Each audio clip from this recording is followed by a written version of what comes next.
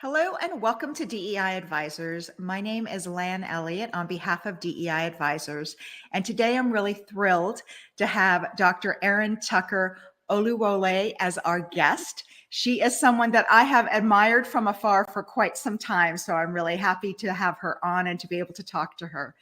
Let me tell you a little bit about her. She is the department chair and associate professor of the Hospitality and Tourism Management Department at University of Maryland Eastern Shore, and she's also the co-founder of the DMV Black Restaurant Week. So without further ado, welcome, Erinn.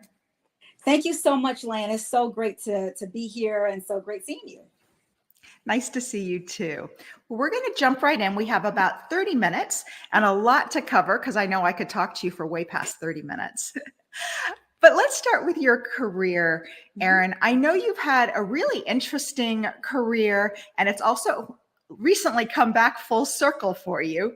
Can you share some of the inflection points in your very successful career and if there was a particular factor that contributed to your success? Absolutely. Well, I'm originally from Chicago. That's my hometown. I'm a South Sider, and I say that because the three things that you never discuss in business, which is sports, politics, and religion, it was absolutely on limits growing up. If you grew up in Chicago, you know these things, you have to have an opinion. My mother was really civically engaged, so that politics that was right there. My father definitely was really big in my church and in business community. So I had that area growing up. And then of course, sports. Look, I'm a Bears, Bulls, and it's a White Sox fan for that's just, it's part of me. So why I think that's really important is because those things actually shaped me. It shaped my comfort in understanding what people really, what's important to people. And it also really has been able to provide me, interestingly enough, with my professional journey. So when you mention about inflection points, I definitely think for me going to college, I went to undergrad at Florida A&M University in Tallahassee, Florida. So that took me from Chicago to the South. And some people are like, oh my gosh, why are you going so far? Definitely one of the biggest, most impactful places to go to school, especially at that part of my life, really beginning to shape what I deem to be important. I think another inflection point was actually when I finished there. I didn't take that traditional corporate job. I followed my passion to the chagrin of those parents. And so I went back to Chicago. I was an intern. My first job out of school was an intern for a very small sports agency, a sports management company, but I learned so much. Definitely, I think working for someone who was a great boss, I had to kind of understand that. I didn't really pick that up until later. I think working in golf, when I decided that I wanted to work in sport and decided to go and get my master's in sports administration, I worked in golf, and a lot of people say, there weren't really any women, definitely not people of color. But the decision to go into and work in golf really, really shaped my career. I absolutely loved it. And I saw the world very differently. And that brought me to hospitality, to be completely honest with you, because golf is a sport, but really it's hospitality. When you start considering private clubs and members and hospitality and service, that's really what golf is. I think doing that, I think teaching, getting a PhD, going over to Singapore and teaching over there, and then eventually kind of leading me to where I am at University of Maryland Eastern Shore as the chair.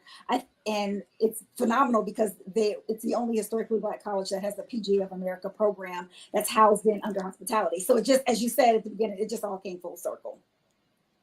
I did not realize we had in common living in Singapore because I grew up there until I was 11. So really? Another thing. Yes. We'll talk about that another time. Let's talk now a little bit about continuous growth because we find a lot of leaders mention curiosity as a big part of their path and also the need to develop new skills throughout your career. Is that something you found along the way? Is there something you stumbled on that you said, you know what, this is a skill that at this point in my career, I need to develop a bit more? Absolutely. I think there was definitely a time where I didn't learn this skill on the job. I actually learned it by actually being involved in an association and chairing a committee, and that eventually led to being on the board for that organization. And it was interesting because the way that it kind of the leadership was held was that you would get voted in as like the vice president. It was a 3-year commitment. So you were voted as vice president, then you became president the next year, and then you would be immediate past president. And what I learned very quickly was that the responsibilities that I had as a vice president were more logistically based. But when I became president, it wasn't about that anymore. It was really kind of about how I could help the board, being part of the board, move forward. And I was still in that logistical mindset. So, in really kind of having to learn the hard way, but ultimately understanding in that role what leadership truly is, because it was not about me. It was really about what did I need to do in order to help move this board forward, move the federation forward, move the entire organization forward. The fact that I kind of really learned that without being on the job has really, I think, helped in the leadership skills. So I think ultimately that experience, it taught me how to listen more, increase my listening skills, listening to, once again, what people want. And it also allowed me to check in on my patience. I'm so used to kind of like wanting to get things done, ahead of time, but having patience and allowing grace were definitely two things that I picked up from that. And I think that's really helped a lot in growth. Absolutely. Yeah, I definitely found in a leadership role that one of the most important things was patience, was to slow down. And I used to say sometimes you need to slow down so you can bring people along and then you can go faster later. Absolutely. I love that. It's funny that you even say that. I was listening, Ken Chenault is kind of one of my, I remember I was in school when he was CEO of American Express. And in a podcast that I listened to, I have like, it's a really like kind of like fake, like really popular quote for me right now that I'm living. And he says, you have to practice being a leader. And it's at times of crisis where you really show where you really stand and how you can lead, people through. And so definitely, I think in the growth avenue, and I think we're all right now, or anytime, within our careers, going through those steps of crisis, that's when you really, really see your leadership. That's for sure. That's really when you have to dig down and hopefully you've learned some of those things that will serve you along the way. Yeah. Let's talk a little bit about taking risks, because you don't get to where you are today without taking a number of calculated risks. Can you share an example of success in this regard that helped you? How do you prepare yourself mentally to take a chance on something? Sure. I definitely think that being intentional is so, so important. It's so critical. I would say there probably isn't one thing, but I would definitely say that going after an opportunity that's been presented by moving to a town or a city where I didn't know anyone. Okay, you mentioned Singapore. How many things I heard about? I'm so happy I moved there. Going into golf. Why did I select that one? Oh, you don't know. Huge risk. Just go for the opportunity. What allowed me, I think, to really take those risks, even though I didn't know anyone in it, is that I did the research. Like I would go and I would research everything. Now, I mean, we've got so much information, but I think like really doing the research, really feeling like that I was informed, I think really helped prepare myself for that. The single biggestly, I think that one of the risks that I took was really creating DMV Black Restaurant Week as a co-founder with both two partners that I have. And why that was such a risk really for me was the fact that this is something that I kind of went about doing not by myself. I had to trust the people that that I, worked with in order to make this happen. What led to DMV Black Restaurant Week really was the fact that I was actually kind of working with these two individuals on workforce development issues for hospitality in the DC area. That's kind of what we came together. We loved education. We loved our industry. We saw there was a need. So we started to really start putting some things together for young people. And then what happened in the spring of 2018, there was an incident that happened at a Starbucks in Philadelphia where there were two African-American males, gentlemen, they were called on by the manager, and that it made like national news. And why that affected me was because I lived down the street from that Starbucks when I was a professor at Temple. So I knew exactly where this location was. And I just was so curious as to how it escalated. During that time frame of that spring of 2018, there were a lot of memes that were going around, Barbecue Betty, Coupon Charlie. It was kind of like this treatment of African Americans within these public spaces. And a lot of these spaces were restaurants and hotels. And then I read kind of like an article. I guess the tipping point is that all during the same time where it was like there was an article that I read and it said, well, where are the Black owners and where are the Black chefs? And I'm sitting here going like, what are you talking about? Where are they? They're everywhere, and especially within DC, but I realized there wasn't a platform for them. So I started to do some research and I saw that there were these other Black restaurant weeks in the country. And so when I asked Tate and AJ, I said, hey, is there a Black restaurant week here? And they were like, no.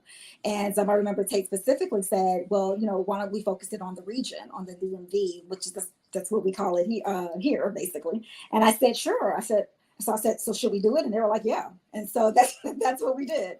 And we were very intentional kind of when we did come together. What we saw differently from, I think, the other ones was the factor of we saw it was more marketing and not really thinking about the sustainability, the longevity of business owners, especially within restaurants. And so we made sure that we wrote a mission statement that really defined what it is that we were doing. And that is that our mission is to help support and sustain Black-owned businesses within the hospitality and restaurant community by providing professional development and education while creating an ecosystem. And so with how we do that is that we serve as a conduit between small business owners and government resources. And so we live by that. And it's tough with a name, especially with the name, and it's in the word week is in it because people think, oh, we only do this for a week. But it's actually, it's the entire year that we actually end up, doing this and serving at that. And now it actually took probably about 3 years before now people really see that we live our mission. Not why are you not doing this event and this event and this event, but being more intentional about what we are doing. Yeah, I love that you started with the mission and you said, what is the goal of what we're trying to accomplish? And it's not just 1 week. It is this overarching progress that you're looking to achieve. And also chefs like Kwame, who started in DC and now have a national platform. He's getting a lot of buzz in New York right now. So wonderful to see some of the really talented chefs in the DC area make it on the national stage. Absolutely. He was recognized this year in Valencia, Spain at the World's 50 Best Restaurant Awards as emerging. I mean, just amazing. Yeah. I have to say, I moved to Europe, but DC actually has some of the most amazing restaurants of anywhere. So. Absolutely. Wanted to move on to learning from setbacks because sometimes these are the times when you actually learn more than when things go right. Have you had an example of a time when you had a career mistake or a setback and you really learned something as a result of that experience? I remind myself every day that I probably would not be in the position or have the experiences that I had if it wasn't for mistakes or setbacks. But at the same time, I think I'm practicing living in the present, that I don't try to spend too much time on things that I messed up on in the past. And the harder part actually is not spending so much time thinking about what the future is going to be, but just really being present. But I will say this, I will say that I did not spend enough time really getting to learn and understand what was important to my boss. Talk more about that. Yeah. Very important. And I think that would I've been at a higher level, or then, would I've had other things happen? Well, I mean, yeah, sure, this and that. But there's a lot that I learned in working in all of these small companies, large companies, corporations, about what was important to the company. But I did not take enough time that to really learn and understand that my boss was the single biggest indicator of where I would be perceived within the organization. Now, it didn't necessarily always mean that my boss had the biggest power, or had the most power, or decision making in other hirings, but they definitely had the biggest influence. And so if we know what the company cares about, but we want to go about it two different ways, that's not going to be effective for me in my position. Instead, it's kind of nice when I know that my boss is a Trekkie like me. That sounds absolutely insane on a CEO podcast, but it is single-handedly one of the biggest things. It's really important if, my boss, maybe likes the early morning in order to send out, emails and directives, so I can just kind of keep in my mind, oh, okay, I know I have all these things to do today, but what's the priority for today? So learning how they prefer to work, and spending that time early on when I would start someplace on that. I think that, and kind of now learning that, it makes a huge difference. So I will say that it wasn't kind of the one thing that's a setback, but sometimes in life, I realized that it's much more important to be effective, not necessarily be right. That's such a profound statement, and something that you learn over time. I think, especially when you go from being a student to being an employee, Mhm. where you think, okay, having the answer is the important thing, but really it's so much more effective, as you said, if you're in alignment with your boss and you agree on strategy, how you're going to do something, how your ways of working, that they align with how your boss likes to work. It's going to make a big difference in how you're perceived by that person, and how effective and how much they are going to advocate for you going forward. Absolutely. Absolutely. I love that. Great, great lesson. One of the things that we discuss from time to time at DEI Advisors is support systems. Who do you turn to when you need advice, or perhaps even a personal board of directors? People have different ways of finding support when they need it.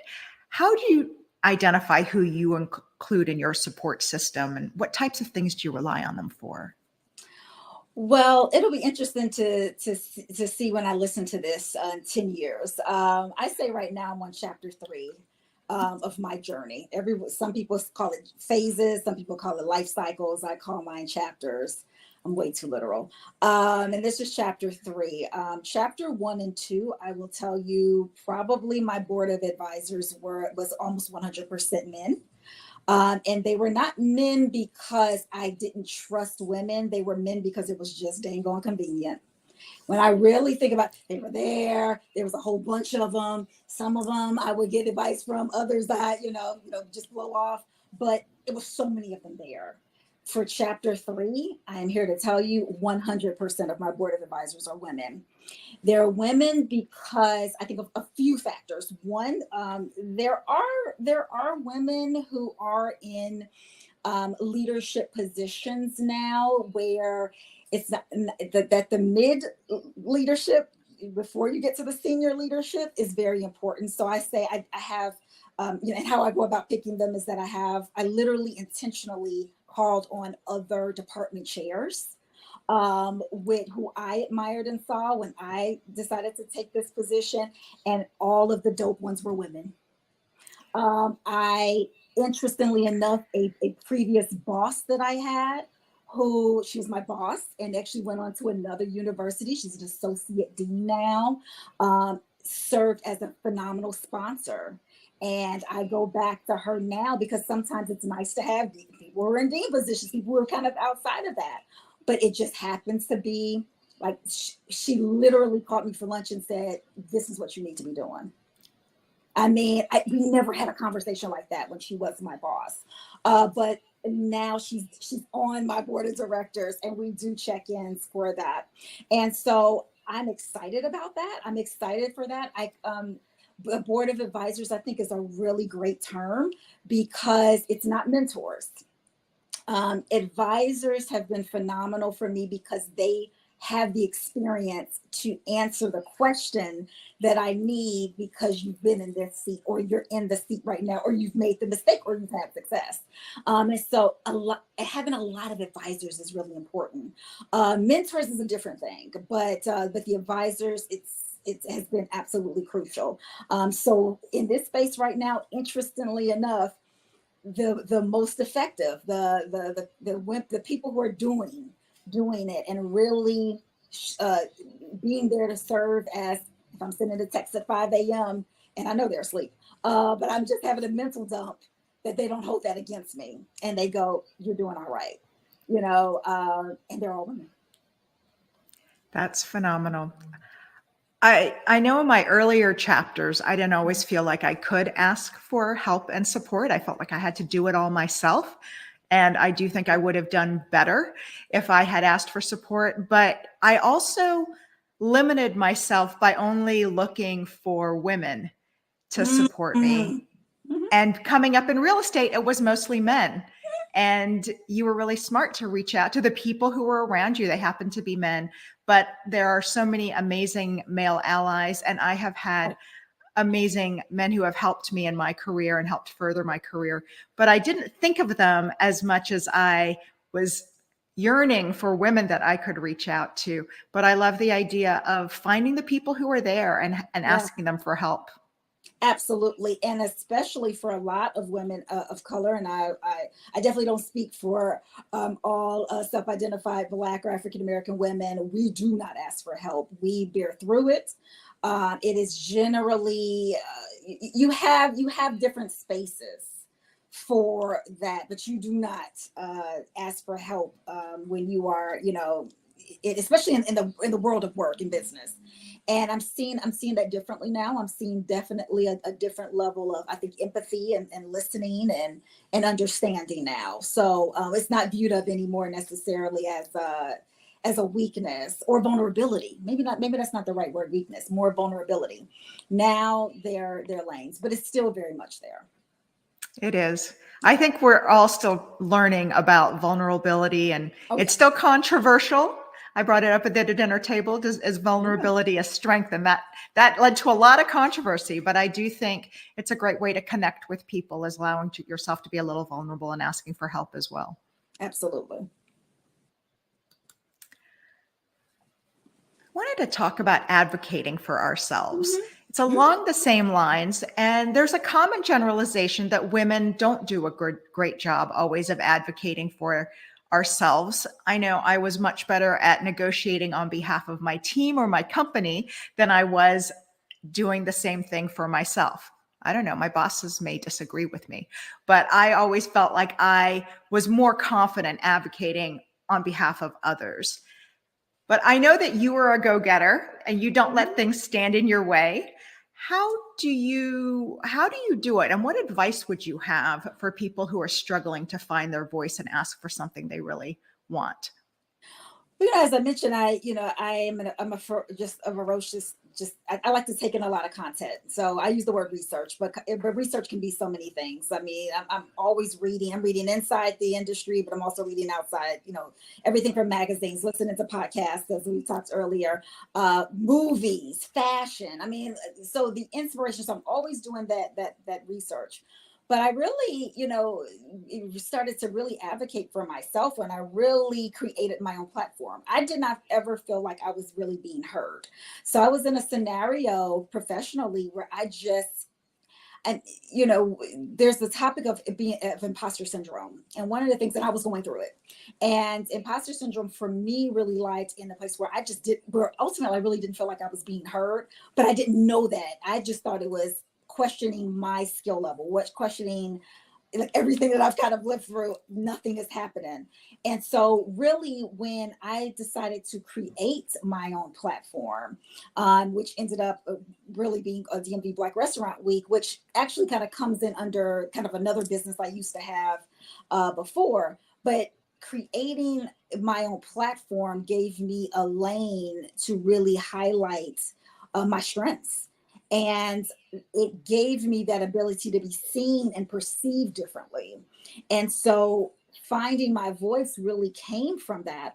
And it's interesting because, as you just mentioned, I advocate for small business owners. So having created a platform where I'm even advocating for myself. And in our business, I'm advocating for other business owners.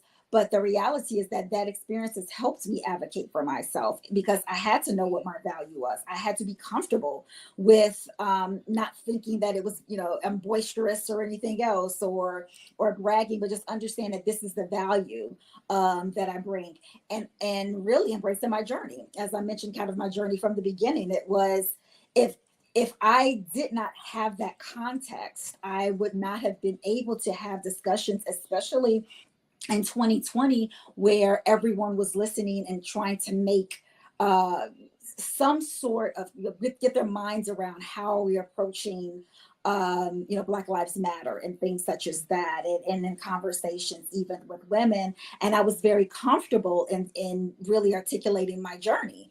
I would say, and this is not an exhaustive perspective, but I'm very comfortable with saying that 3 institutions that really in the United States that are at the really foundation of Black lives within this country is the Black church, the historically Black college, and Black professional organizations, fraternal, etc. I'm a member of all 3, so I'm pretty clear. But the reality is that it's those institutions that are made up of so many different African Americans, Black, immigrants, socioeconomics, labor, all of those things that still kind of house this is one of those avenues that I'm able to take that and be able to own that, to then be able to sit down and say, okay, well, I'm advocating for this, because I was actually asked this in one particular time where I had to advocate for myself as it related to a promotion. That the lens that I bring and what I can show is the fact that this has been part of my journey. As a journey, this is the impact that it's made, and therefore I should be paid more money because of this opportunity. But I'm also asking for more. I'm asking to do more. So of those avenues. So yeah. And I will say that, and I'm very clear in saying that it was not because of the demographic background. It was because of the value and the impact that I showed by that, and why this was important, and this is what the organization really needed. I love the way you put that. Absolutely. Thank you for that. Now, I know you are a very dynamic speaker, and our audience knows that by now as well.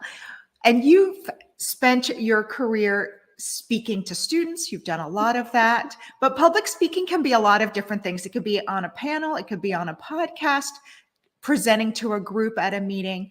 How important is the skill of public speaking and elevating one's career? And is this something that came naturally to you? Were you always confident, or do you have to prep?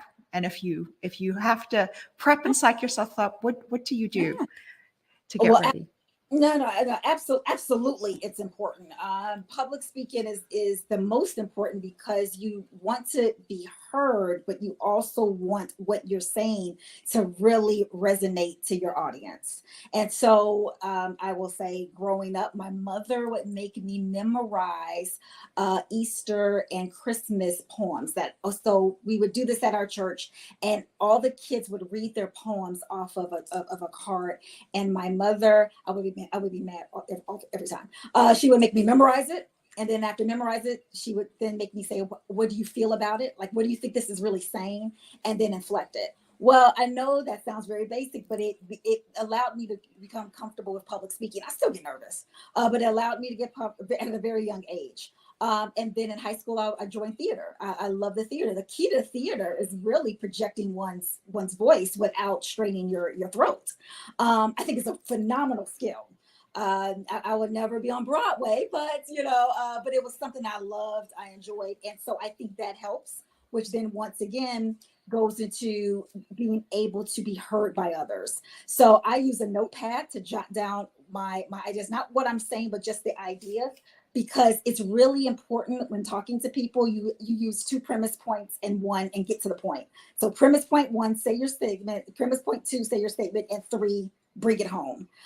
It's too hard for an audience to understand too much at one time. And so that's actually something I learned to do. So I think that that's really important. And I think that it allows you to know prior to what your audience wants. And then it allows me, I think, really to have been a good teacher, because once again, it's still an audience. And a lot of people in wanting to be teachers, which is why I think I've been really fortunate in hiring professors and hiring good teachers, is because everyone comes in because they say they want to give. But the power of teaching really is being able to understand and listen to what it is that they want and what their expectations are, and delivering it into a way that's inspiring. That's so true, and so important for the next generation. Mm-hmm. But I love that you started so early, getting up there and doing the poems. And I love the questions that your mother asked you. What does it make you feel? Yeah. And then the inflections in there. So important that you could use that. Yeah. For almost any speaking engagement that you would have. Absolutely. Well, as I suspected, we are running short on time. So I have a couple last quick questions for you that I wanted to ask. The first one is one of our favorites at DEI Advisors, which is, what advice would you give to your younger self?